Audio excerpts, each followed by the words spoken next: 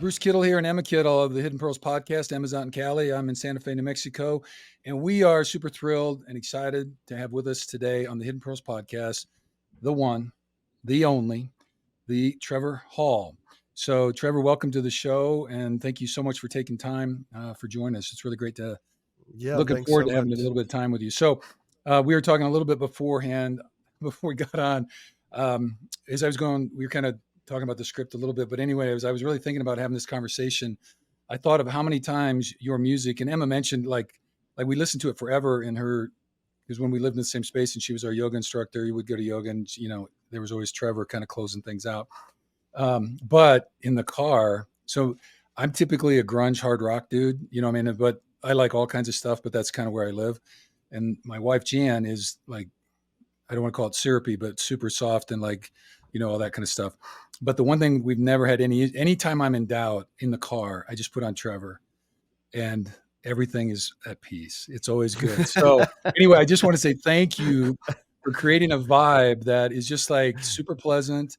It's always really upbeat, and it's a little challenging at times because, you kind of toss some stuff out there and it's just really cool. But I mean, as a family, I just feel like we've kind of grown up as you've grown up, into your career. It's been really, really fun to kind of watch and see Oh, that. that's sweet.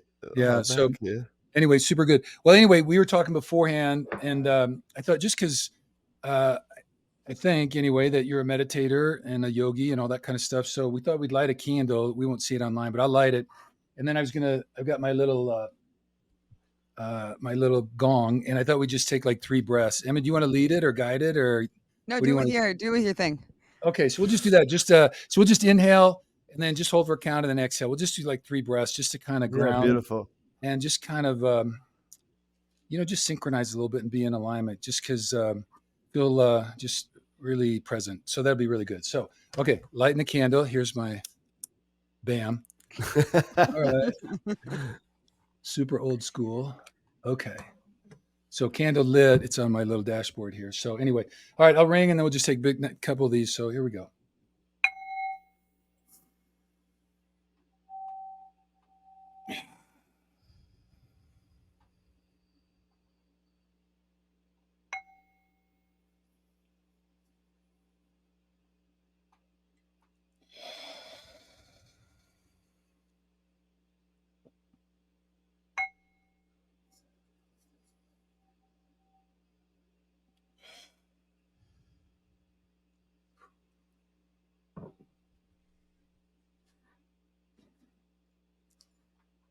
Namaste, Papa. Namaste. All right. Anyway, all right. Well, thank you for indulging me. So, all right. Well, Well, we're you, here. We want to yeah, also give a little shout out to Emily, Iowa Girls, connecting us all the way. So thank you, Emily, for setting this up. But as we've said, Trevor, we've been like legit fans for a really long time. And I feel like exactly what Dad said about just watching your kind of career evolve and grow. And social media is, that beautiful position where we can kind of see your family growing as well. You have a new baby. uh, So yeah. congratulations. Thank you so much. Yeah, he's a handful right now. He's amazing. He's like 2 and maybe 4 or 5 months. Yeah, wow. yeah. So yeah, we're in a beautiful stage for sure. Yeah, and your wife Emery, who's Yeah. photographer. I've seen her work, and now she's writing, right? Yeah, well, she was mainly like a writer, like that has always been like her first kind of medium and like her chosen medium, and the photography thing kind of just took over for a second, and then now she's yeah, kind of putting her focus back on her writing. We actually have a release party, a signing tomorrow night here in town, and yeah, busy. That's But awesome. both of us, yeah, are quite busy. So yeah, happy for her, and um, yeah, lots of things going on. Some busy creatives. Well, today Yeah, we really want to be here to celebrate your new album that is about to come out. We yeah. were lucky enough to have a little sneak peek, and I was listening to it all morning. So, congratulations on the launch of that. Thank you. Yeah, we're very excited to get into that and kind of hear. But before we do, we love to kind of dive into what makes you you and kind of learn where the music came from and a little bit Yeah, of the inspiration behind all of that. So, um, Bruce, our fantastic scriptwriter, did a little deep dive on you through Emily and Wikipedia. right And on. um, so We'll see how much it lines up. That's right. I I know. know. It's always a test. Okay, so let's start. So you're from South Carolina, right? Yeah, I grew up in South Carolina, small town. Um, yeah, just my dad was a musician, and music was always, yeah, around the house, um, and yeah, just had a really like kind of chill upbringing and a lot of time outdoors, and um, it was, yeah, it was a really nice just childhood for sure. That's awesome. Yeah. Um, what was the first instrument that you learned to play? I was always kind of bouncing around, but my dad had like this harmonica like that I found like in like the toy drawer or whatever when I was like, I don't know, 10 or 11. But we also had like a piano in the house. And I was always like banging on that as a kid too. So either one of those, I was kind of getting after. But really anything I could get my hands on, that was musical, was my priority number one. What Yeah. instrument was your dad? Was he a drummer He's a or? drummer, yeah. So then we also forgot about that. We also had, a drum set, above the garage that I was in like diapers banging on too. So it's hard to kind of pinpoint, like hard to pinpoint what was like the first instrument, but it was just music. Um and so yeah, it's just been there ever since. Well, just kind of thinking about that, and I didn't find how many siblings do you have? I Were have you a younger sister. okay? So Yeah. the two of you with mom and dad and all that kind of stuff. So, and I know you end up leaving home pretty early because you go out to California to finish your last few years at high school. Um, Mhm. so I guess I'm just wondering, like, I'm guessing your mom and dad were your primary influences up until that point, and just like, what kind of lessons, do you think you left the house with as you moved to California? Like, how had that upbringing shaped you in a way, as far as kind of whether it's worldview or how to relate to other Yeah. people and all that kind of stuff. Like, what was kind of the message from the home base? I think growing up in like a community, was like really important where, you go down to the corner like coffee shop, you're gonna, recognize like or know like 75% of the people, there. Kind of having this sense of um, everybody's kind of looking out for everyone, you know. Um was I think really special to have, um, growing up. It extended, like beyond my family, my Right. immediate family, into like this community, and just growing up with other families and their kids, and it was really special in that sense. I think I really fell in love with the sense of community and how important that is for one's journey.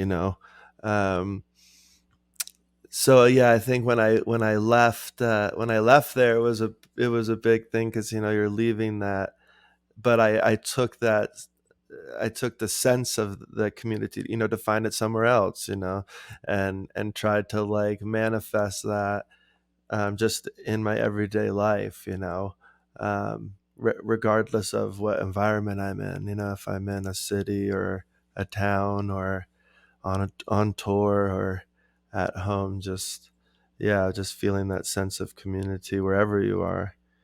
Right. That's probably, yeah, now that I think of it, probably one of the main things. Well, it's interesting that you say that because honestly, in having listened to so much of your music, it in a Mm, way, your music both your lyrics and kind of the vibe to it, you feel like you're kind of part of a community. You know what I mean? Hmm. Like there's just this sense, amongst the whole thing that I don't know, like you slip into something and that you can just kind of feel there's a vibe with a whole bunch of other people listening to the same thing. And you're all Yeah. kind of on the same energetic synchronicity in a way. So it feels, in a way, your music, I think, really transcends that kind of sense of community in a big way. So that's pretty cool. Huh. That you kind of felt that. Yeah, I think music does that in general, when it's being um yeah, just expressed in that way. I think that's why just music is just so So powerful. Like right. it creates community um through that vibration, and doesn't like, it's a punk rock scene, that's a community, you have the reggae, that's a community, um but it's just really cool how it does that, and just to kind of let it do its thing and see who it touches, and how that brings us closer together is one of the main reasons to, I think, share music. um it's pretty wild. It's fun to be a part of. It is. Yeah. Well, I didn't get that gene, so I'm an observer and a participant. But anyway, we're glad you got it. So before we kind of jump to Cali, I think you were a surfer also. Is that right? Did Yeah, yeah, I the was surfing? Okay. really into surfing. I mean, talk about another just like community. Yeah. The surf community was um, really important for me growing up, and that's what my parents were really like supporting me in. I was really about surfing, and came out to California to go to this like surf camp, which was pretty much like Shangri-La for me, coming from like South Carolina, where you get waves like every, so often, to like come out to California and like be at these places that you've like seen in surf films that just seem like the holy grail. It was really awesome. And I eventually just continue I came back for the following summer, and I like worked at the surf camp, like just washing Oh dishes wow. and stuff, and lived on the beach for like a month, or for however long it was. But that was my main, yeah, that was what I was like very much interested in. But through the surf community, the music community, like that was the time when like Jack was putting out a lot of surf films, Jack Johnson, and including his music in the films, and starting to kind of gather these, or kind of being led into this community of not only surfers but musicians like Donovan Frankenreiter, and Ben Harper was, Yep. all these people, and that was like my identity. Yeah. As a young kid, I was like, this is who I am. I'm in this, community, so yeah, that was really important, really kind of influential time for me. Did you Yeah. make any music while you were in the surf community? Yeah, I was by that time like playing guitar, and was basically just learning all of, you know, Jack Johnson and Ben Harper's songs. Those were like that was really kind of how I learned to like play guitar, really, was just learning the chords of their songs and playing them over and over. And that's how I learned to kind of, I think, songwrite too. I was really into reggae music too, so like I was really into, uh, of course, Bob Marley at that time, and like Burning Spear, and Culture, all these like incredible, Steel Pulse, and it's just, so that was just learning all those songs was how basically I started to learn guitar, and Right. learned how to like formulate songs. So yeah, I was like writing tunes by that time. Yeah. There's some Um, evidence out there. There's some evidence. so just kind of before we move on, the one thing about the surf community, so we do a lot with kind of veterans groups and that. And one of the groups that we worked with was a group called Operation Surf, and they bring veterans with PTSD and disabilities up to Avila Beach and teach them how to surf. And kind of they do a lot of just connecting with the ocean, as a format for Oh, healing. cool. And Yeah. and one of the stories that we heard from some of the folks that went through that, particularly the founder, because kind of alienated from his family early, got into drugs a little bit, but surfing for him. And then he got on the pro surfing tour, but it was his connection to the ocean and riding waves. There was a there was a spirit and a freedom to it Yeah. that was. It ended up being super healing for him when we did his podcast, and it was really powerful for, I think, both of us to hear because we're like super. We both have surfboards. Emma's place because she's married. They're down north of San Diego, and that's where my surfboard lives because I can't surf here. But anyway, I'm not very good, but I love going. And but Yeah. there's this sense though when that wave hits, and even when the waves aren't there, you're just out on the board in the sun, the energy, because it's still kind of pulsing. There's Oh, just this 100, thing yeah, about it, yeah, and, 100%. and there's just this kind of freedom to it, and it really, I don't know this, and I'm just kind of asking because it seems like it would resonate too with the musical direction and kind of the vibe that you were working with. But there's just this healing and freedom that's a connection to the surf and the water and the sun and the beach and just kind of being there. So I Yeah, undeniable. Yeah, that was really that was a really big part as well, was feeling that. I've always been kind of like a spiritually hungry guy, even as like a kid, and I think surfing gave that to me. Um, just it is so powerful. Just even if you're not riding waves, just being out there on the board and bobbing up and down, just laying out there waiting for waves. It's just it does something to you. So I definitely feel that, and definitely, yeah, contest to surfing just having something just magical about it. It's like a Did tuning you fork for the soul. Yeah. That's a good one. Did you Yeah. grow up in a very spiritually active home? Like, was that something that was pretty normal for you guys, or would you say kind of the ocean I don't taught know you? what, like, as like time goes on, I don't know what like spiritually active like looks like, but like cuz it's just everything is depends on how you look at it and what you're doing, and my dad was my dad would like take us to church every Sunday, but like he's always been just a very like open and free, spirit music man, he's a musician, and so he just had this beautiful openness to him. Um, and my mom has always been into spirituality and just like her own unique way with how she kind of communicates with maybe relatives or like this. So being around that, yeah, was really awesome. And um they always kind of supported whatever whatever I was like into at the time, because I was definitely like bouncing around, you know trying a bunch of different things, and they were always just like they're always like into it, Right. what's that about, so um I definitely had a very spiritually like held home, Right. uh, and it's which was really really nice. Yeah, That's a beautiful gift to have that kind of freedom to explore and kind of hit the boundaries and come back and then go back yeah. out. I mean, yeah, like to go to like California and then like come back a few years later, like being like super into this like Indian mystical saint and like talk, Right. if my son like did that now that I'm a parent, I'd be like, whoa, whoa, whoa, whoa, whoa, hold on a second. But they were just down for the ride. That's beautiful. That's pretty cool. Yeah. Okay. Well, let's see then. I guess next we got them. We kind of talked about Cali.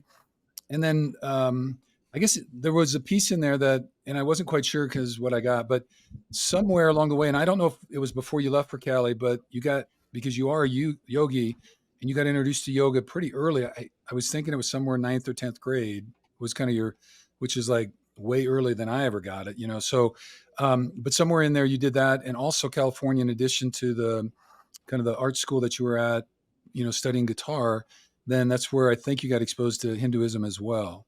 So that Mm, whole, I think you were there for 3 years before graduating, and then somewhere in there you also signed kind of to your first label. So I don't know, that's all can you? correct. That's all Okay, correct. look at that. All right. Well, then can you? Accurate.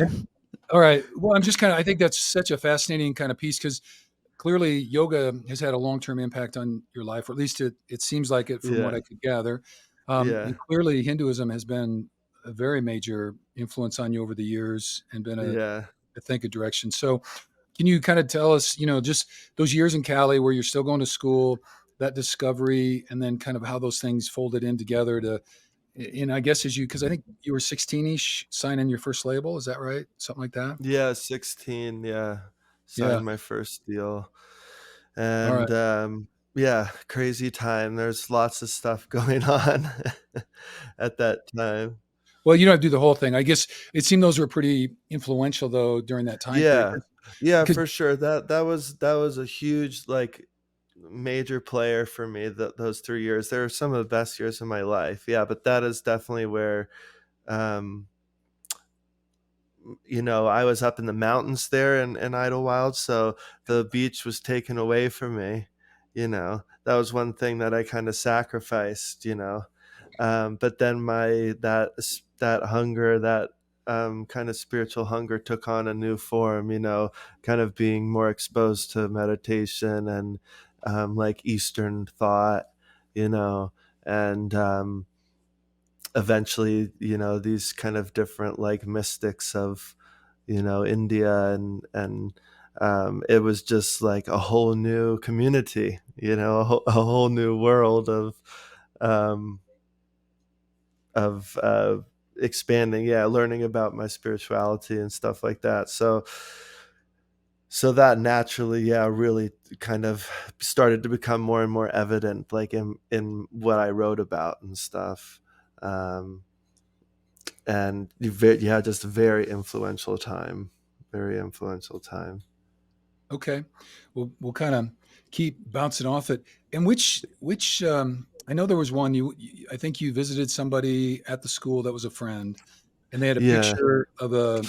Oh yeah, so I can definitely, yeah, go into all that. I mean, um Well, I was just wondering who that which kind of. Y- yeah, so I became like best friends with a kid named Sam Marcus, and he was like a rapper, and I was, doing my thing, and we started making music together, and he was just incredibly talented, inspiring guy, and had this just beautiful like creative energy about him, and we just kind of really hit it off and started recording. He had this like little like hip hop program on his laptop and in the dorm, and I had never seen anything like that before, and so I was just like, "Whoa, this is crazy!" It's just a very like creatively charged time. So we became really good friends, and one night I like spent the night in his dorm because I lived in another dorm, and he was like, "Oh, do you want to like spend the night in our dorm tonight, whatever?" And when I came into his room, he had a picture of an Indian saint on the wall, named Neem Karoli Baba, and I saw the picture and I was just like kind of blown open. Really, it was just had this intense like kind of feeling of like just this familiar feeling. It's hard to explain. Um, and I thought it was his grandfather or something. So I was like, "Oh, who is that? Is that like your granddad?" And he was like, "No, that's his name's Maharaji, and he's this Indian saint." And I was like, "What's this?" I had no idea anything what he was talking about. Um, and he said his dad and his brothers were with this saint in India in the 1970s, and he started to tell me stories and stuff, and I was just captivated. I was like, whoa, I was like, this feels, I've never felt anything like this before, um, and was just kind of hit with the mysticism and all that stuff. And that was basically like, I kind of consider that like, I felt like I like walked through a big door, at that point. It was like, because um I just fell in love with this being that I like didn't even, had never met, or I'm from like this small town in South Carolina and I'm like in high school, and what this like Indian, but I felt this just connection, And so everything that this being, like loved, like I wanted to like love and know about, So like, because he was from India, I like got really into India and Indian culture and learning about just, yeah, different stories, different saints, different traditions, different all these things. I was just so fascinated with it, And that's just kind of what led me to, just I feel like everything that was just like the big door. I felt like, yeah, walking through. It's hard to put into words, No, that's when I you have like a moving, just yeah. an experience that just goes beyond any type of explanation. But Well, cool. I appreciate you sharing that. And then I think I read, and we don't have to spend too much time. We'll bounce back to this because I know it comes back again. Is there another? I don't know if it's a Hindu god. Is it Kali or not? yeah, yeah, Kali's a Hindu goddess. Yeah, Okay, I don't know. I guess I read somewhere that you visited an yeah. ashram, and that Yeah, was so I eventually, yeah, I mean, it's a whole, I eventually moved, yeah, lived in an ashram for a while. That was a Kali temple. okay. Um, and yeah, I got really into like, you know, worship of the goddess and that type of thing. But that, yeah, and then that was a whole nother very influential kind of player in my creative journey, So, Okay. um, yeah, it's definitely a huge part of my life, and you know, a huge daily practice for me is tuning into that space. How Cool. old were you the first time that you actually went to India?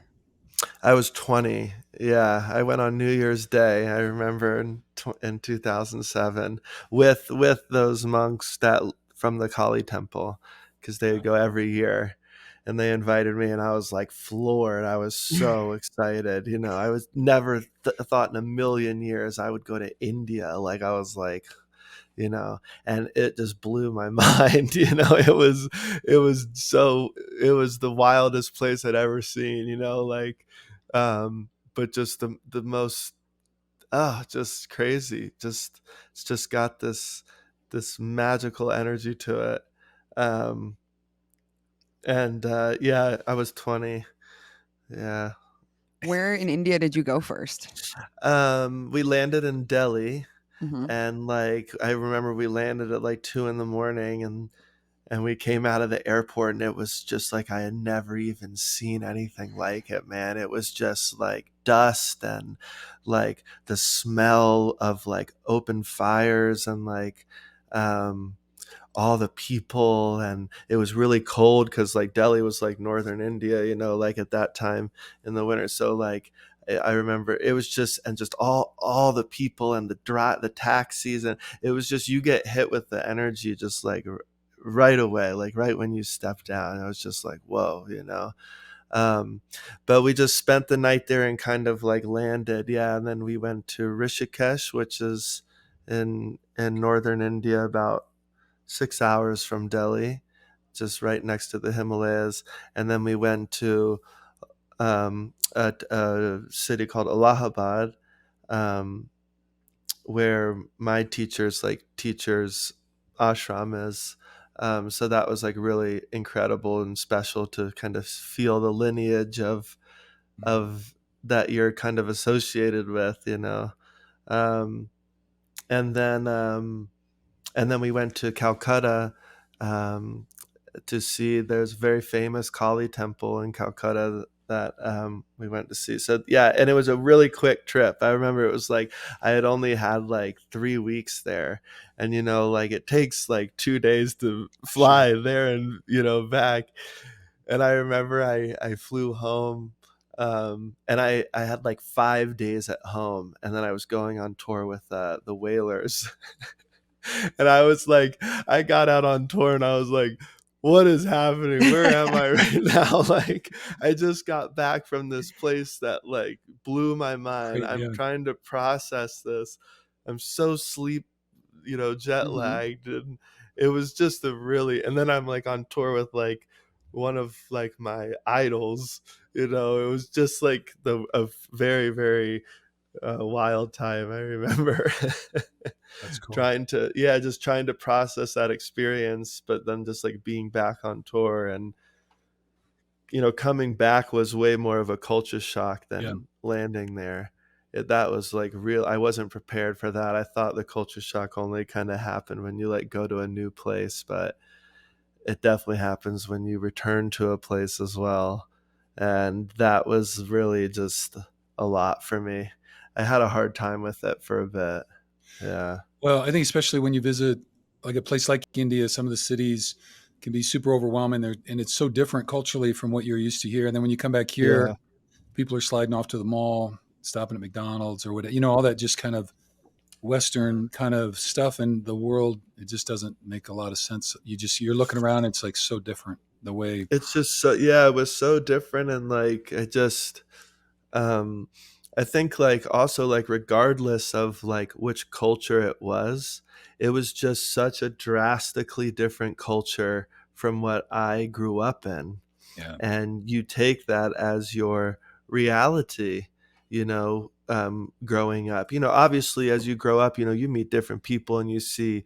And my parents were great about traveling and stuff, but to have that like that drastic of a opposite or a polarity from what you're used to, that just you start to question your own culture, you start to question yourself, you start to question. It's just a really interesting thing that happens. I feel like it's always kind of happening, but that was a big moment for my own inner culture, I guess. Well, you know what though, Trevor, in a way, the answers we get are only as good as the questions we ask. And it's like, I think a lot of your music, in a way, is about asking questions. Like, it Hmm. doesn't feel like you're always trying to put an I answer got out a there. lot of questions. I know, which is great. And, I got a lot of questions. yeah, which is really beautiful. And, you know, and this is just, I'm going to own this on my own, but sadly, it feels like a lot of people don't want to ask too many questions. They kind of just want to tuck away and, you know, as I believe in your song, it said something about following the herd in a way. And I'm not trying to judge other people's lifestyles and all that kind of stuff, but there's a sense of not really looking too close or asking some of those kind of questions. So maybe we'll circle back to kind of some of those things. So, Emma, Mhm. anything about any more about India? I was going to just shift a little bit because you talked about going on tour with the Whalers, and I just was really curious about um, just when you really started going into public, performance, and then I Oh, guess yeah, yeah. and this that transition for you because, and I guess here's what so we do a lot of work with athletes and other kind of things, and all that kind of mental prep coaching and all that. And I just wondered, at any point, did you deal with? So we have everybody we work with at some point has kind of negative self-talk or self-doubt or just those, Mhm. the voices that kind of pop up into our head. And I just, the way in which your career took off so quickly, you kind of went from, figuring out whether you want to write a song and play guitar. And the next thing you know, you're opening up for people and touring, and just, it must have just been such a whirlwind. And as that discovery went down, and I just wondered, so like, when did that really start? Like all of a sudden now I'm a public entertainer. And then how did your mindset and like, did you face any of those kind of doubts or worries or, that negative self-talk kind of stuff? And if so, how did you kind of cope with it? Yep, I still got all of those things that you're talking about, so I'm just trying to think about my timeline here. Okay. Um, Well, we can keep, no, and you know no, what? what is interesting is, um, it's funny as you have a conversation, you kind of and like that we're having now, like, and questions are being asked, I'm kind of processing in real time, so it's just really interesting. um but I think we were talking about community, you kind of really like probed that, or touched that subject of maybe what I took, I think, from my childhood, and then took it out, into my journey. um that was a difficult time for uh community, because um I was entering this kind of world of, like, yeah, like the major label, like, um machine, and was I was playing out quite a bit. Yeah, I was touring as much as I could, to be honest. I was, you're at that point, I was like just trying to get the word out, and share as much as I could, like, with whoever. um and being that young, yeah, you're trying to, like, also just still figure out who you are, you know. I'm still trying to figure out who I am, in this moment now, and but at that time I feel like those are kind of like pretty formative years, For sure. um and it was kind of rough, because I think coming from like a small community like that, and then being in this very safe community in high school of creative independence and this and that, kind of being let out into the wide world, and kind of opening your heart to everyone and everything.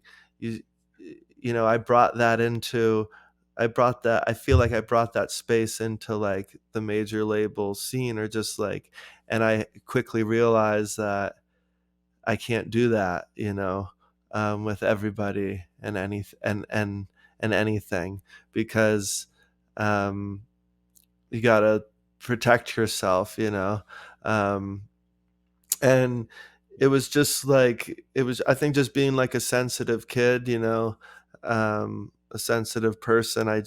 It was hard for me to, like, um, learn how to, like, build those boundaries as such a young person. It was tough, to kind of trust, situations, or trust people, and then have it not work out that way, um, that you had thought it would. And it was just, and I had to learn that quite fast, because I was like 18 years old, like, Right.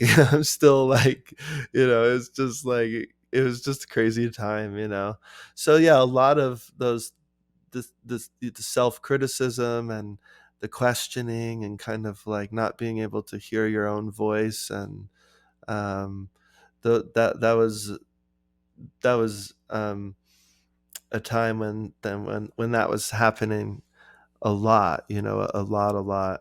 um and I don't know, I think it was just like, I just kind of like put my head down and got through it. I don't know if there was any like magical, like, Mhm. kind of solution. I think it sucked, but all of that time really, like, it taught me about myself, and people and the world, like, so quickly. And I'm really grateful for it, and I know it's like kind of shaped how I think now, and I try to use it as a positive. um but yeah, just a wild time. Well, were you meditating at that point on a daily basis or not? Had that started for you?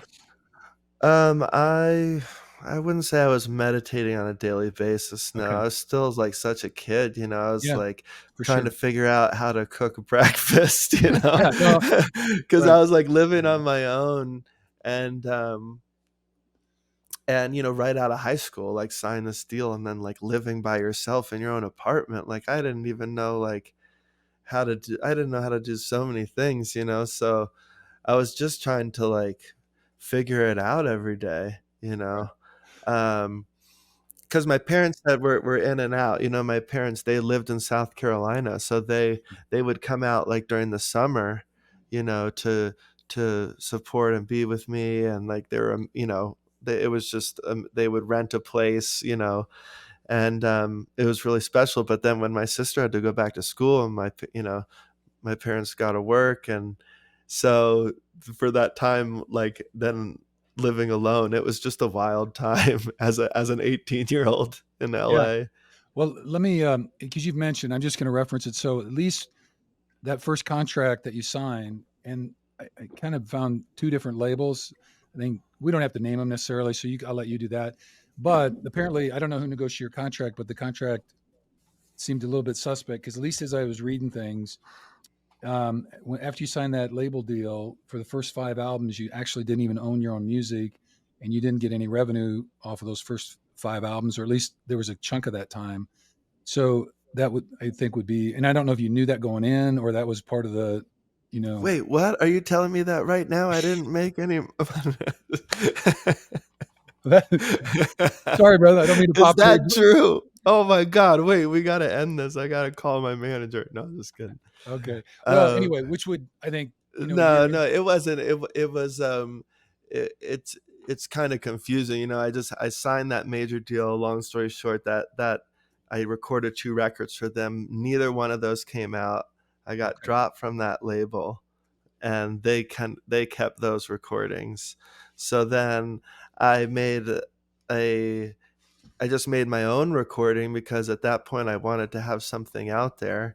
So I had this one kind of little piece of independent um, recordings, which actually I think kind of like took on a life of its own that we like didn't expect, because it was just me and my friend musician Chris Steele, who's just this incredible percussion player, and we were playing just a lot at that time, like all the time. By that point we just wanted to have something recorded and have something out there, so we just recorded a thing together, um, at a local studio in the valley, and printed them on our own. I mean, we had like no money at that point, because we had gotten dropped from the label, but we made it happen. And I don't think either one of us kind of expected it. It just really took on a life of its own, and people really enjoyed it, and it really helped us kind of, you know, figure out what we were going to do next. Um, and yeah, it was an important piece. But anyway, yeah, then I signed a new deal with a really great kind of smaller label, more indie label called Vanguard, and they were amazing to work with. They put out, like the first, 4 or 5 albums of my catalog, um, and yeah, it was just a really great experience, in my mind. And then yeah, and then now we're independent, Yeah. so it's just all sorts of different stages. You really have to just learn as you go, and um, at this moment that's what feels best for us, and um, we're happy where we're at for sure. Do you record everything at your home studio?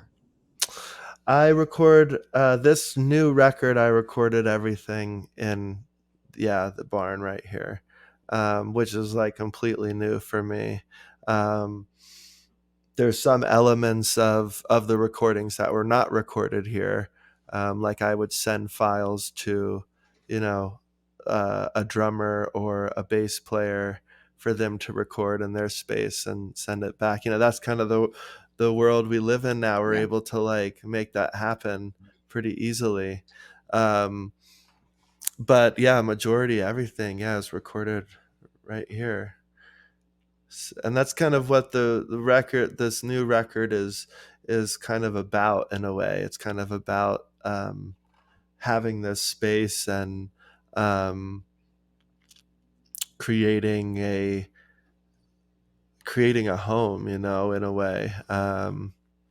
That's kind of what this album's kind of taken on, the message it's taken on. It's I mean, just to go from signing right out of high school. You Yeah. know, just a young buck living.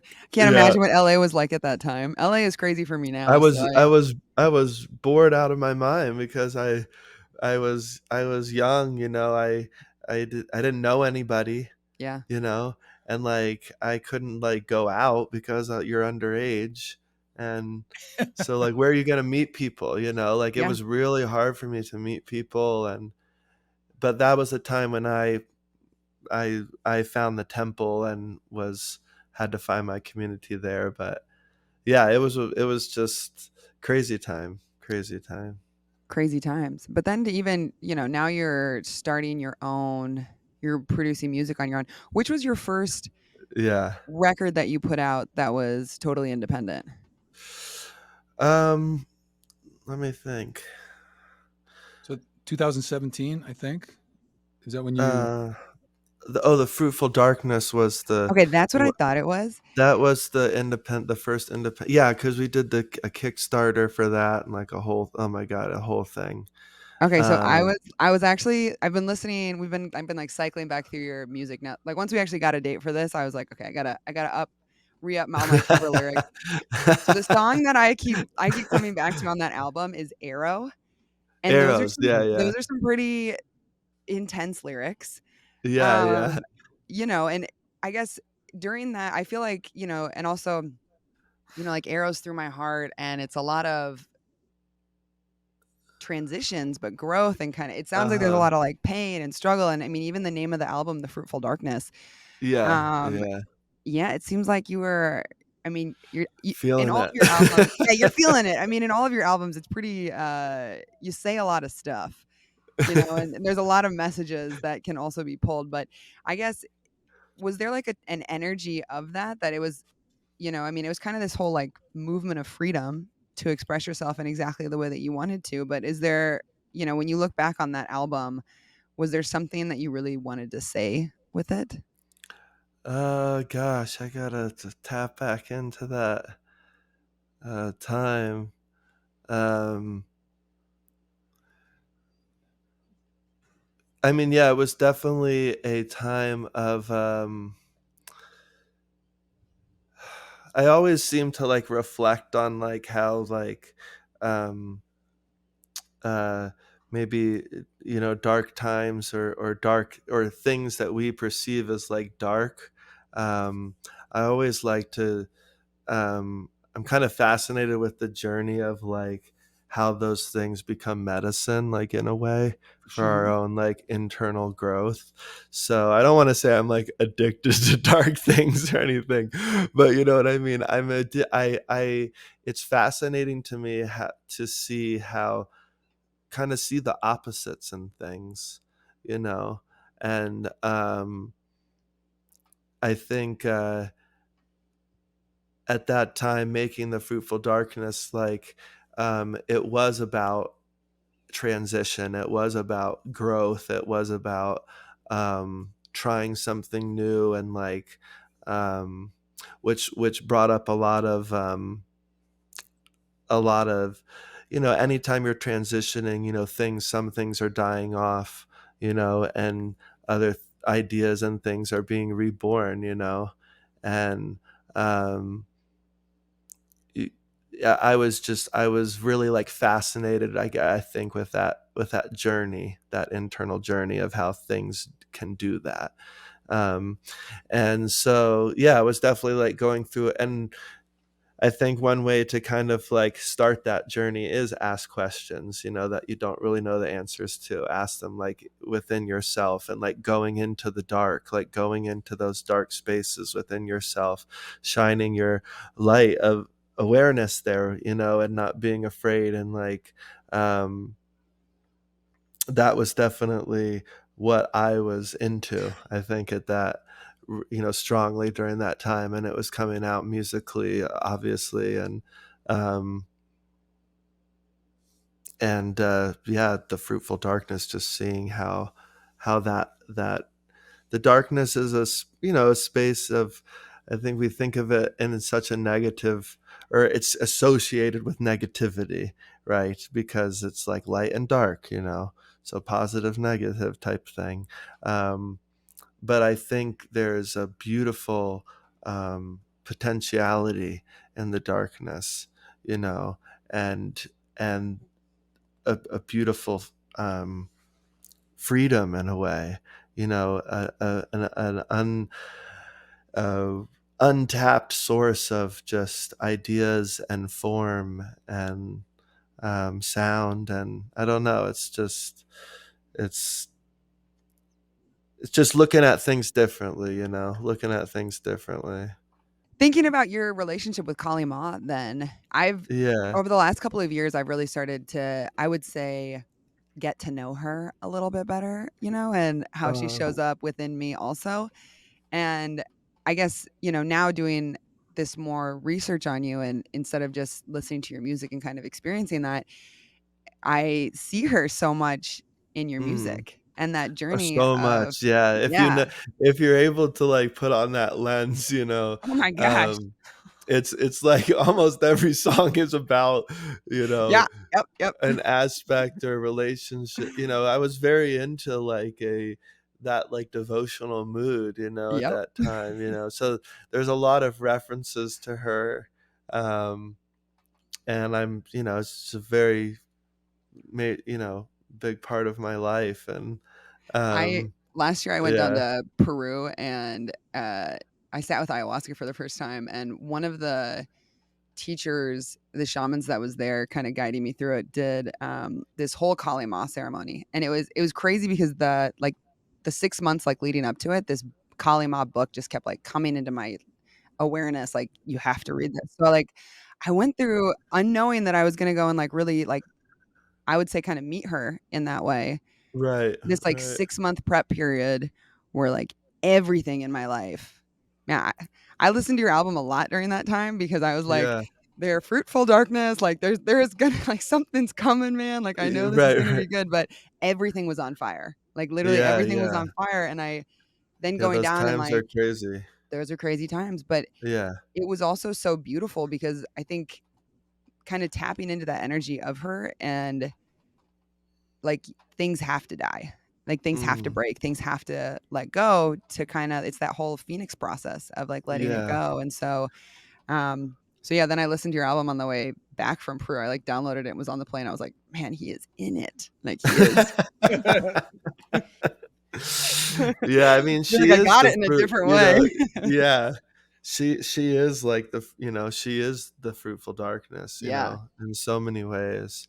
Um, so yeah, that was a major, obviously, uh, yeah, a lot of references, you Yeah. know, to her. Well, I'm going to circle back just for our listeners, stuff that we've talked about. So the darkness, I mean, the bears hibernate in the darkness. You know what I mean? They enter the cave. And then one of our favorite authors is Joseph Campbell. And, Joseph, Mhm. he has that saying, the treasure you seek the most lies within the cave you most fear to enter. And, and it really resonates with like what you're talking about is that we tend to associate it as a negativity, but a lot of times it's just the universe presenting an opportunity to learn more about ourselves. And if we're paying attention and can overcome the fear and the ego that block us, and we can embrace whatever it is, it's amazing the discoveries that we can make and the way in which it can open up our path. So, I mean, I just really appreciate, you kind of framing it that way because the fruitful darkness is ultimately that's, if we make those choices and can go in, those darknesses can be extremely fruitful. And in fact, when we run away from that darkness, we end up blinding ourselves to the things that we really need to learn. So, Yeah. it's a great invitation for us. And Miss Emma taking the Kali journey as well. So she told me about that after Peru. It was like bits and pieces of debriefing because she was like processing. It sounded like Can't after really debrief it. no, that's what I mean. So it's kind of different. But anyway, she was kind of sharing. So okay, well that all right. Let's see. We've Well, kind let's of done let's talk about your new album. okay. Yeah, the Let's new get Well into what album. that. what So I just want to frame a couple questions and then go to the new album. But Trevor, we're really fascinated. We've had authors on, book writers, and other people and doing all that, and then even athletes that we work with. And there's this sense. So I just want to frame this up, and then you can dive into that because we do want to really get to that. But I'm just kind of really curious about like one of my fascinations is this notion of the muse or the inspirational spirit that creatives tap into. And there's this sense like if you read the literature and all that kind of stuff, that it's almost a force outside of us that guides us, when we kind of get into that state. I can't say I write a little bit, but not musically. But anyway, so I'm just kind of curious about the creative process for you. Like, do you believe in that notion of a kind of a muse and all that kind of stuff? And I heard and I've read stuff about you talking about kind of moving your water or the energy so you don't get stagnant and kind of keeping that cleansed and all that kind of thing. So I'm just wondering, how you see that creative process. So when you sit down and have an idea for a song or whatever it is, like this new album, what forms that up? And then, like for writers, they talk about just you got to just sit and write for 3 hours a day or whatever it is, and it either comes or it doesn't, but don't worry about it. So I'm just wondering about that. And then I hear this notion of you can kind of like if you start to own the gift too much yourself, you can in fact alienate the muse and lose your gift. You know what I mean? If you don't respect it and you don't kind of honor that in a certain way. So I'm just kind of curious, what is your kind of take on that creative process and this energetic force that allows us to be that creative? I think that I I can my relationship with it is definitely one of reverence, and kind of I it's almost devotional to that energy, like that energy is the divine mother for me, that my mother Kali, that creative energy, you know um and so I kind of relate to it in like, yeah, in like kind of a devotional way. um and it's something that has a life of its own, and for me, it's just more a process of like listening and feeling, and trying to let my mind just calm down a bit. Try to move into a less of a thinking space, more of a intuitive space, trying to get in touch uh, with her, um, and really feeling, just picking up the guitar, starting. It's a power that kind of takes over you, and you're just kind of listening until I think something takes you on a journey, and or catches you, and and it kind of leads itself, it's just a very interesting process. It's something that I still don't really know how it works, you know um and I think it's better that way. I think it's better kind of left in an unexplained um kind of Right. way, it's just because for me, I'm such a heady person, and I'm like such an overthinker and overcooker, and drive myself crazy, with all different like of mental neurosis, but when music happens, it's like all that stops. And um I don't want to it's like, I don't want to try to analyze why it does what it does. It's just this magical thing, there's this beautiful um quote from this one saint where it's like, you've come to the bar, to get drunk. you know you only need one bottle to get you drunk. You don't need to know how many bottles are in the bar, and where all the bottles came from, and when they get delivered, and what are their qualities. You don't need to do all that. You just need to drink the one bottle of wine, you know it's that type of analyzation, I think, that music doesn't allow your brain to enter into, and that's why I think it's such a healing place for all of us, because it's going into this it's this vibration, is leading us back into um the original vibration, I think, within ourselves. So sorry, I was kind of getting out there for a second, but it's for me, it's just very reverential, and just seeing where and how it leads me and what it tells me about myself. And my experience. It's just a beautiful process, Yeah, you know. you end up being more like a conduit when you can tap 100% when A you yeah, vessel. yeah, yeah, you can tap yeah, into that it's such energy, a vessel, yeah. and you don't wanna try to grab it too tightly.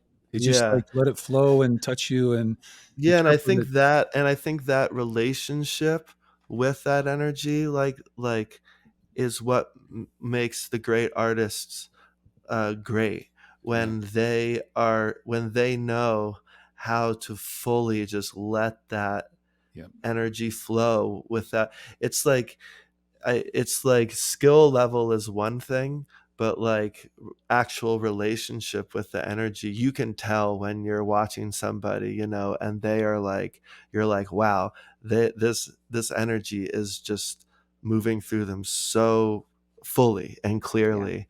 It can be, a rapper, it can be, yep, a poet, it can just be anything, like as somebody who's just more an instrumentalist, you can just feel it, yep, and I think that's like kind of like my goal is to fully embody, learn how to just refine and just fully embody that process, put more importance on that rather than the details, yep. but still the mind is yapping, yapping, yapping, all the time. So, but that's part of it. That's part of, I think, the journey, the practice. So in those moments, because I mean, I definitely relate to the very heady, neurotic energy, and Yeah, that sensation, and it's easy to get lost in 100%. and Yeah, let that sort of consume you. And so in yeah, the same way that you're kind of leaning into the muse, this like divine energy to like flow through you and consume you, there's a mm, lot of other energies that can kind of creep up on us and be that yeah, same fire. Are there yeah. any practices like, when you find yourself and you're like, "Oh, went off the deep end, like, shit, I gotta come back." Is Every there any day, yeah, every was there day. yeah, I'm okay, like, is oh there God, I fell off again. it happened, I bit the hook. Is I'm there drowning. is there anything that helps you, like, come back from that, and, like, maybe it's just, like, go outside, like, sometimes I just have to go outside and, like, stand in the dirt in Santa Fe, and uh, that it helps, or, like, yeah, jump in yeah, the yeah, water. Are there any things yeah. that, like, Or you yoga or return to? meditation or Yeah. journal or I mean, to be honest, at home, I don't really have a lot of time for like formal practice of yoga or meditation, Just we have our son, and yeah, um it's pretty, when you wake up, like that's our practice now, is showing our love and attention, you know, to him. Um which is a very spiritual practice, and kind of like learning to take that on, you know. Um, uh, I think the thing that really just has been a key component for me is learning to really just stop and like watch my breath for a second, amidst all activities, um, like being present with one task. So like if I'm washing the dishes, I'm watching my breath as I'm washing the dishes, and just trying to be fully present in that task before you know, and it's just so difficult, because for me, you're talking about the head and like spinning out mentally and all those voices, you know, um, it's about just trying to relax those voices and be present just in every act, it kind of helps bring it down for me. I've not That's been a really kind of good healer for me, a good reminder, if I get overwhelmed with running around with the dog or the Kai, or we need this, and oh, I got a call, and I mean it's a lot, there's a lot going on in our house, um it's just, I think that's the main thing, is lately is just I try to just be present with every single act, or else my head just starts spinning out, and the breath is such a divine, beautiful, easy thing to bring your mind to, and it feels good to like, just watch your breath and take some deep breaths. So and it's something that doesn't require, I can do it anywhere at any time, you know like, because like yoga or like sitting formally for like a Yeah. meditation, like right now it's just like I have surrendered to the fact like I can't do it right now, you know. So it's like right now I'm with you guys. I'm trying to just like be here and be, no, and just be present. Because if I start thinking about all the other things that I need to do or going on or that are going on, that's when I really start to get overwhelmed. It's like when my mind is thinking about too much. Yeah. It's like just bring it down. Just try to bring it to one place. I'm just gonna be here. So kind of more of a practical, yeah, practical Oh, that's a great approach. tip. No, that's honestly what Yeah. I mean, because we work with these veterans, and if we can just get them to do that, take 3 deep breaths and just settle calm the body a little bit. Because if the body calms down Yeah. and sits, It's then crazy. pull the We're mind. just winding ourselves up all day, you know. It's just Yeah, it's hard to for me it's really hard to stop and just be still for a second. Take a few deep breaths. right. Well, So, wait. So on the flip side of that, then, yeah. because you are a performer and you've played like Red Rocks and these Yeah. huge amphitheaters and everything, Yeah. which we have to come and see you. I have never seen you live before, Yeah, so this is that Oh, is an yeah. intention for this next year. Yeah. But how do you prep yourself to get on stage then? And Yeah. is there kind of an It's kind opposite? it's no, it's kind of similar, you know, like about an hour before I mean there's kind of a regimen the whole day for me, you know, and just of trying to like stay in balance, you know, and just watch your energy because touring is so yeah, draining. Um, it's amazing, but it's like you for me, I really have to like um, make sure, yeah, I'm just watching my energy. But I'm blessed with such a great group of guys and crew, and we're all kind of in the same boat. And all of us, you know, about an hour before we go on, you know, hour and a half before we go on, we all start to kind of, you know, get quiet backstage in our own ways. You know, I warm up my voice for like a good like 45 minutes, and that actually allows my body to mm, relax. It allows me to bring my attention to what I'm about to do. You know, and warming up my voice is all about relaxing my whole body anyway. You know, and you're doing these exercises to just really, yeah, get in a good space, and that kind of that's kind of my ceremony before, and then we all huddle and we take 3 deep breaths and we just kind of say a few words of where we are and let's have a good show and just connect in that way. So all those things help bring me into the space of walking out there and learning to um yeah, just be present for that experience, you know.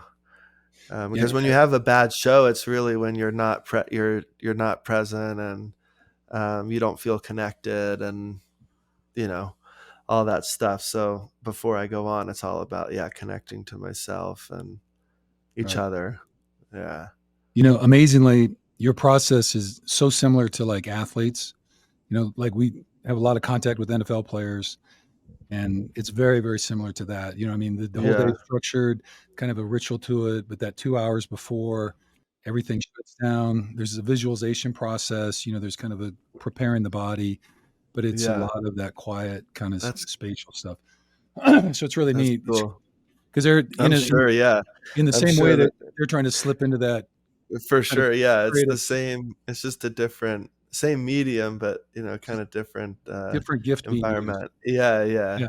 Okay. So I get Emma was leading us into that. I'm just going to mention one of the top songs I have. We don't have to debrief it, but I thought I love the one "You Can't Rush Your Healing." And yeah. That's a important song for a lot. It seems. well, and I just because it looped back into that darkness stuff because there's a lyric in there about darkness has its teachings and that you Right, can't right. rush your healings. And I always heard from that was that when you're in that spot, don't rush through it, kind of be Yeah, present with it and learn the lessons that are being offered in that. So anyway, I just kind of want to toss that in because I just really have always appreciated that one particularly. Just about the guidance about don't be afraid and just sit and be there yeah, and find some peace within the context of the chaos or whatever is going on with you. And let your healing take place as you learn the lessons that are presented. So anyway, yeah, we need like a part 2 of a podcast just to go through. It'd be really fun to kind of pull out like 4 or 5 songs and go through some of the lyrics, because there's a lot going on. Okay. All right, Emma, do you want to read? So we got the thing from your publicist. Do you want us to read that paragraph about what this new album's about? Would that set us up? No, Okay. just ask away. All So the right. great in between. Yeah. Yeah, the great in between. All right. Um, Well, here I'll just read one line. This album explores his creativity, Let me do it, Trevor. Let me do it. becoming a father, and reclaiming his power. So anyway, all right, that's all I was just going to toss that out. So you tell us, what was this whole thing about? And then I know the move here, you handled 100% of all of the aspects of producing this album. At least that's my understanding. So yeah, so run us through that. What is the great in between about? well, it's something that I'm still learning about. But it has a lot to do with the pairs of opposites, kind of what we were talking about before with the darkness, and and transitions, and how those uh spaces in between, we're all, as a human being, we're constantly tormented by the pairs of opposites, right? We're either too hot, or we're too cold, or we're we're too stressed, or we're too busy, or we're too bored, we pleasure and pain, light and dark, we're rich or poor, we're alive or dead, you can go through all the things, and we're so focused on either the light or the dark. We're not really focused on what's in between those things, and that space is, I think,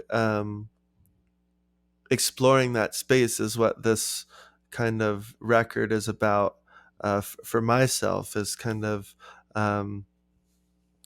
stepping into when you're stepping into things creatively, you do have to kind of step into a place of the in between, because you can't have all this, oh, is this right, or is this wrong, or you're constantly tormented by those voices in your head that we were talking about, Emma. It's like it's they're just talking, and when you step into that place of in between, it's like it's a space of neutrality, I think, and it's a space of like that includes both, but is also unaffected by both.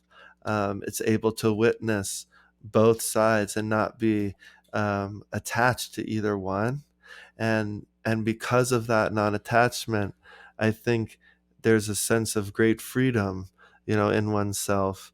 And it's not when I say non-attachment, I feel like I'm learning, like, kind of have this negative connotation with non-attachment, right? It's like, oh, it's this kind of carefree, that's not so much how I think about it, now. I think it's more of a sense of just appreciating um, the fullness of the experience, uh, and learning to honor both the light and dark, um, without being just consumed by them. Again, it's something I'm still kind of learning about. It's a space of like awareness. Um, so how I explore things, obviously, is through music and through sound, and so you know it's exploring that space of and trying new things. Oh, I don't know how this feels. Does this feel right or wrong? It's okay. I'm just going to feel all those things and continue with this journey. Um, Also, like, becoming a father was a great catalyst for bringing me into the in between, because when you become a parent, or I feel like your old self dies in a way, and or a lot of ideas you had, a lot of things you get to do, or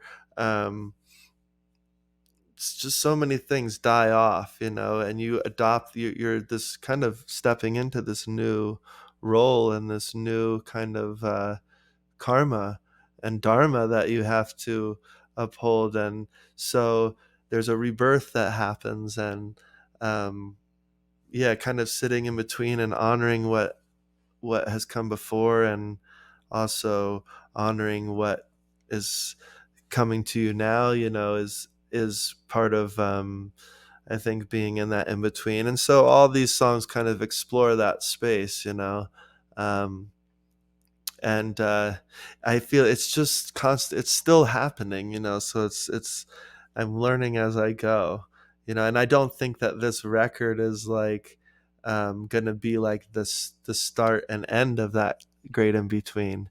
I think this is something that is gonna just continue on to continue learning about.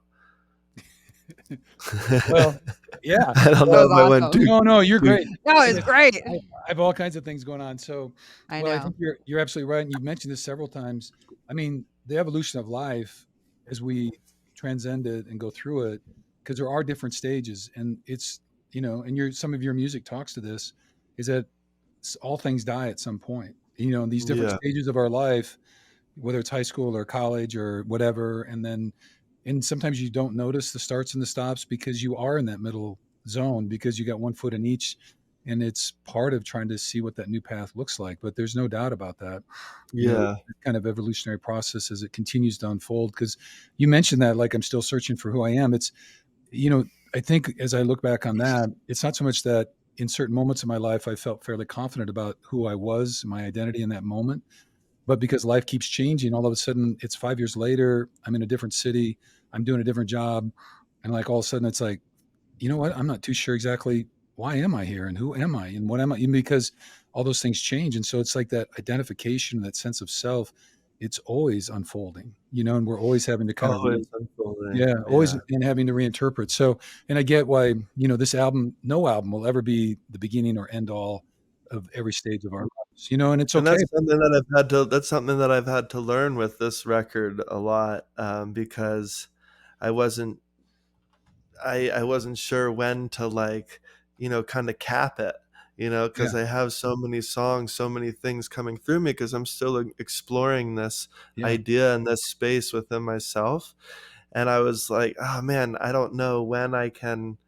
My wife's always joking with me. She's like, "This record is taking you for a ride," because she's like, "I can't tell you how many times, like, I've walked into the house and be like, 'Babe, I finished the record.'" She's like, "Okay, okay." And then like 2 weeks later, I walk in, I'm like, "Babe, I finished the record." She's still like, "I don't even think you're done."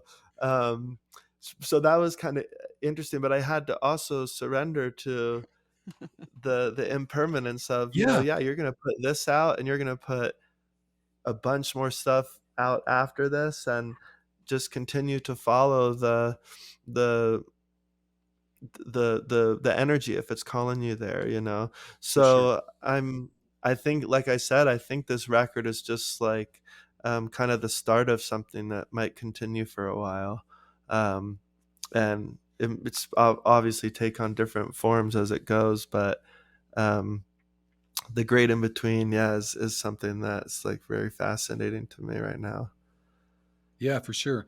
And it's a snapshot of this moment or this creative period, and it is what it is for kind of that purpose. So, well, then, Yeah, how was doing the whole thing yourself then? I mean, and I'm not like I've never. tormenting. It was Oh, tormenting. okay, because I've never produced, so like I don't know what that means exactly. Because I know there's Oh just like my god. Well, I'm not like an engineer by any means.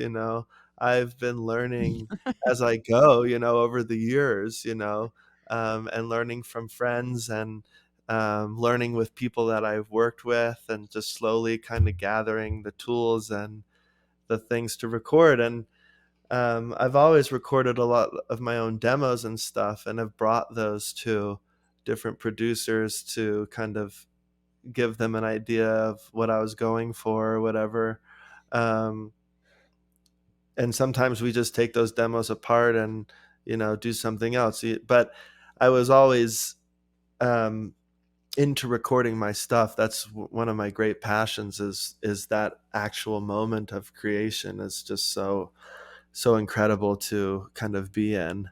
Um, and But it got to a point where I was like, man, can I do this on my own? Can I record this like on my own, and I'm still asking the question, can I, was this a good idea or was this not a good idea? But I'm really, really proud of it. And I knew I had to do it regardless. I had to, even if I thought I wasn't ready or whatever, I knew it was important for me to kind of give it a go, and step out of my comfort level, my shell, Yep. and just kind of go for it, So there was, as a result, I do feel so, like, it's almost like I can't believe, like, whoa, I can't believe, like, you did all that, um, you know, and the other half is like, I'm exhausted.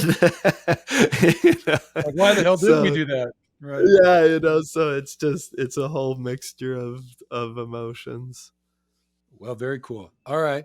And then I guess we were kind of thinking about too about I mean, is the music on this album, do you feel like it enters into a new genre or offers a different perspective from the things that you've Yeah, I been doing think I the definitely way? get out. Yeah, I definitely get out there on a few things. So, it was a period of really stretching out musically, um, and having a whole, yeah, just like a whole new, maybe not a whole new, but a whole different relationship with that creative energy and that creative power, and really just stretching out and seeing where it's gonna take you or where you can take it. And um so yeah, there's a lot of things on here that, on the record, where um I was really just trying to push my own boundaries. Wow. um and we'll see what happens with it, but I'm proud of it. I'm proud of doing it, and also of yeah, having the strength to kind of, yeah, put it out there and step out of it. Is the goal Well, to continue producing records this way? Like, um would you i do this i again don't to i don't yourself? I don't think this is like the goal. I think, like, I don't really have like a specific goal. I think, like, I think this was just like the the best thing for me at this process in my journey as an artist. Like, it was Yeah. very important for me to, like, do it on my own and, like, learn as much as I can, because there's so many different producers and artists that I want to, like, would love to, like, work with and hmm, explore. um, it was just like at this phase of my artistry, I felt like it was necessary to, like, kind of step into that fear a little bit, get a little uncomfortable, and also just open myself up a bit. um, so yeah, I don't really have like a specific goal. It was just perfect. like what was right Yeah. at the moment, It was the yeah. medicine you needed. Yeah, yeah, it was the medicine I needed. I Yeah. didn't know I needed.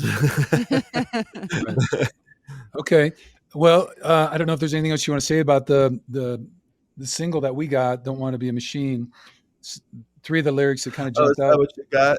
Is that the We song got you we got? got the whole album. We got the whole album, but just Okay, the yeah, Oh, yeah. yeah, we got the Yeah, whole the album. first track is really, that's I don't yeah, I really love that track. That I don't know if that'll be a single or not, but obvious, being the first track, people will be hearing that one quite a bit. so "Don't Want to Be a Machine." And I think I ain't running with no herd. And Yeah, I I ain't thought running with no. I'm setting fires to my world. Mhm. So we can just leave people at that, and they can go run with it. But I mean, I don't know if you want to say Yeah, I mean, anything. "Don't Wanna Be a Machine" is, it kinda sets the kinda tone for the, um I think, the journey of this group of songs, or also the start of the chapter. Um, it's the first line, got to lay it out, got to put it all down, who you were then and who you were now. You have to surrender everything, you have to lay everything down, um, and to really, like, to learn to step into, like, one's, like, true nature. Um, that's kind of the question I'm like asking, and the question I want to explore. It kind of sets the intention, and I don't want to be a machine. I want to know who I am. You know, um, and I ain't running with no herd is, it kind of ends on I'm setting fire to my world. It's like it's kind of about I want to think independently for myself.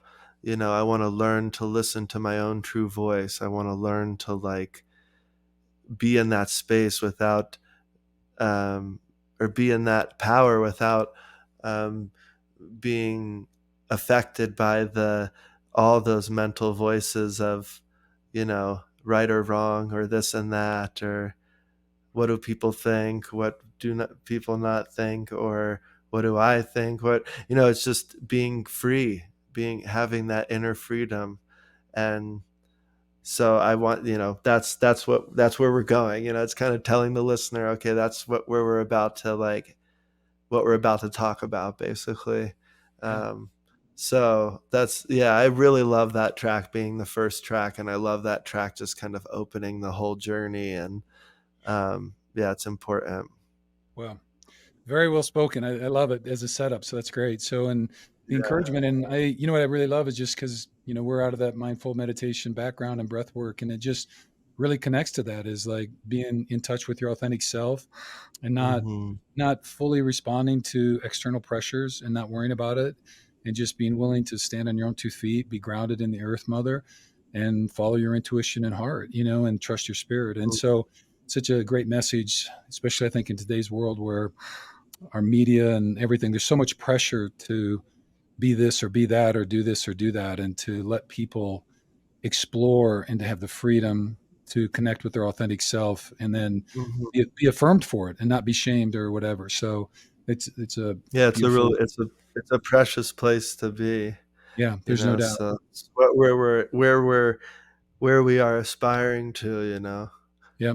That's Well, that's super kind cool. of, All right. yeah. And off of that too, I feel like you've done such a beautiful job over the course of your career and like being in the transition state and talking about it and owning it and making it this, I mean, obviously musical, but this very artful and kind of creative and exploratory space. And I think, I just want to say, like, I so appreciate that you're presenting all of these different views and perspectives on the transitional state and like the great in between, the fruitful darkness. Like, there's so many different ways That's that you cool. can That find. makes me feel good. Thanks. I didn't think of it like that, but I feel like it's or true. I'm so yeah, obsessed with that that yeah, space within ourselves. Sometimes I wish I wasn't, because it drives me mad sometimes. But Yeah, but the thing is, it's- as people live their lives, though, I mean, they're in that transitional stage all the whether we know it or not.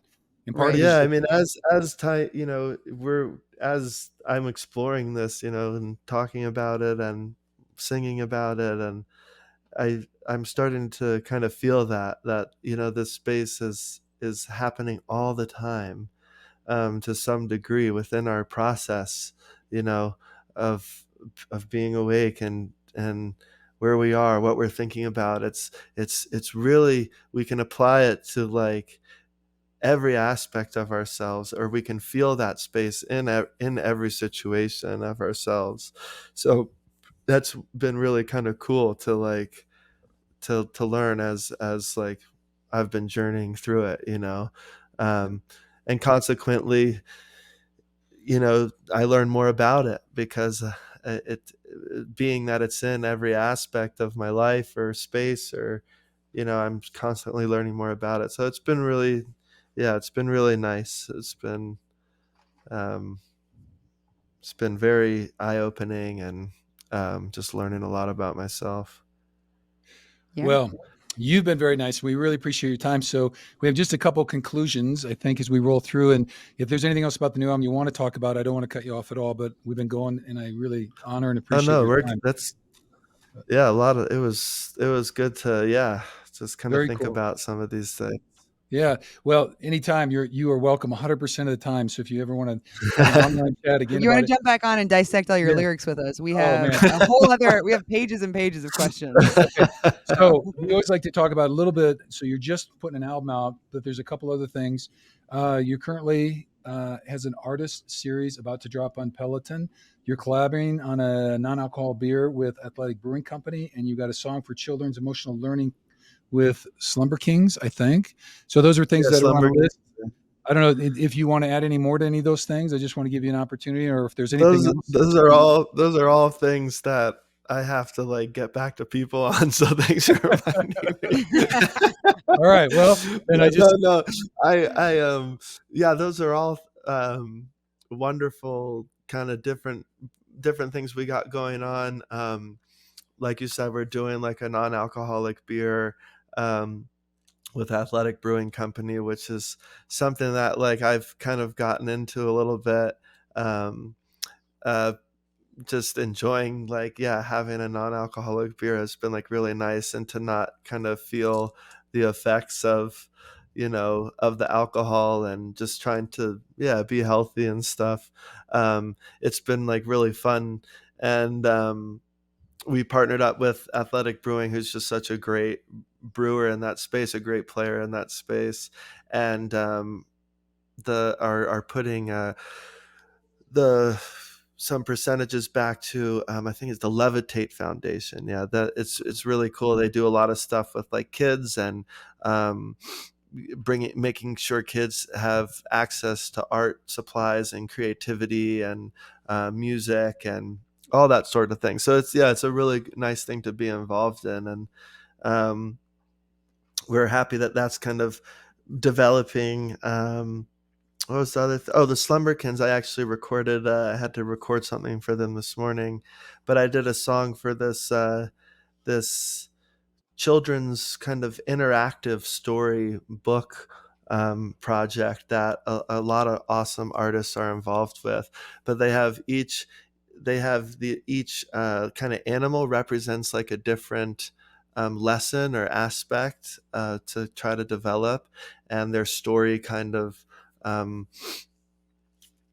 teaches about that quality. So for example, I had the alpaca, and the alpaca is about like stress relief and stuff, and like learning to like that in our journey we're going to have these times like crossing mountains, climbing mountains, but we're always strong and supported. And so I wrote this song about the breath, about taking a deep breath and breathing in and breathing out and feeling supported, and um, that stress relief. So it's really cool. So I'm like I got the alpaca, and there's a whole story to him, and they have all these different animals that represent a different aspect, a different characteristic, or a different quality.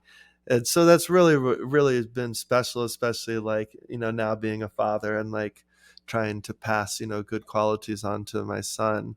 um, so that's also coming out, and of course we have the new record, which is like the big focus. So a lot of things on the horizon. that's A cool. lot of things on the horizon. Yeah. All right, Em, you that's want to lead awesome. us? Well, yeah, and one of the things that we always do with our guests is we let you choose a charity or organization that we will make a financial contribution to. So if you have one off the top of Oh, your how head, wonderful. awesome. But yeah, Oh we'll my donate god. $2,000. Let me think about it, and I'll definitely, I want to make a nice conscious choice. So Okay. Yeah, you can um definitely email us or have Emily send it to okay, us. how wonderful. Yeah, that's amazing. That's Yeah, amazing. Well, definitely. we want to do that.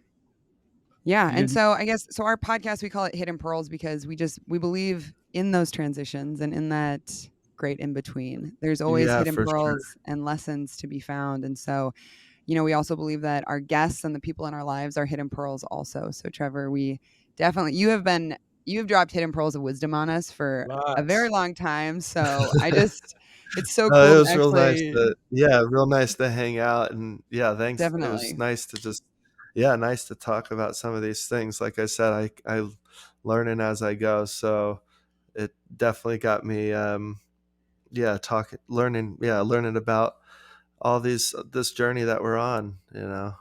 Yeah, definitely. So the question we always like to end people with is, what in your life right now is bringing you hope?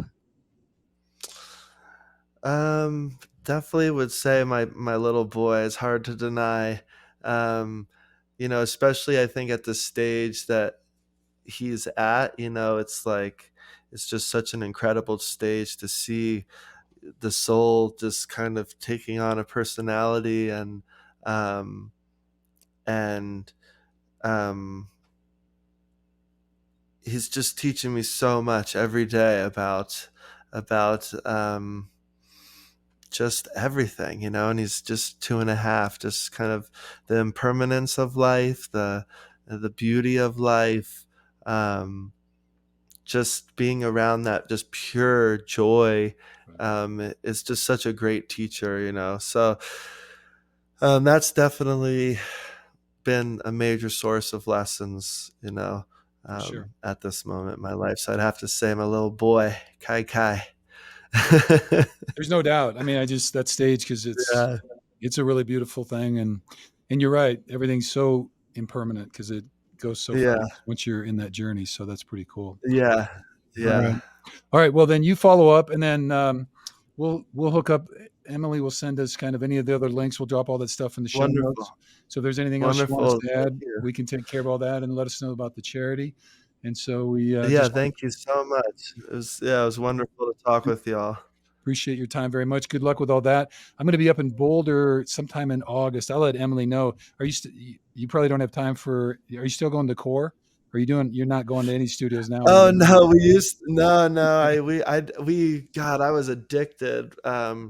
Before COVID, when we lived in town, when we were in our apartment, Yeah. we Right. lived literally like a block over, and Emery and I were going like every single day. I mean, we Right. were so addicted, and God, it just felt so good. And then COVID happened, and then we stopped going, and then I just haven't kind of been back since. Right. Um, but yeah, it's Emery kind of got back into it a little bit, but it's like It's taking hard. care of a kiddo. It's just hard to find that time, and when you do have that time, for us, like it's easier just to do it at home or For Yeah, sure. I've been to. not have to get in the car and drive. It's just like all those little things. So adds up. Yeah. it That adds up. adds. So Yeah. yeah, we're just kind of at home. But yeah, we're actually not going to be here in August. We're celebrating our 10-year anniversary in Maine with our families. Oh, So great. That's very cool. yeah, we're excited to kind of get away and just take a legit like vacation Well, good. that Well, doesn't involve like work. Yeah. well, very cool. Well, safe Yeah. travels and And blessings Thank on you the so journey. much. congratulations to her on her book signing. That's Yeah. very exciting. Yes. Well, Yeah. Yeah. So that's really Yeah. cool. very cool. She's got a lot going on. So we're I'm so happy for her. It's a big moment for her. Yeah, All definitely. right. Well, Yeah. thank Well, you very good. again for being on our Y- show, for riding with us in cars and going Yeah. on runs with me sometimes. So, setting the intent Yeah, thanks. to see you in person, yeah, this upcoming Somewhere. year. That'd be wonderful. So, sometime Right on. Well, the thank intention you. is Thank you set. so much So, for having me. All all right. Well, right. thank you so Take care. much, Trevor. Yeah. Take Take care. care. Lots of love.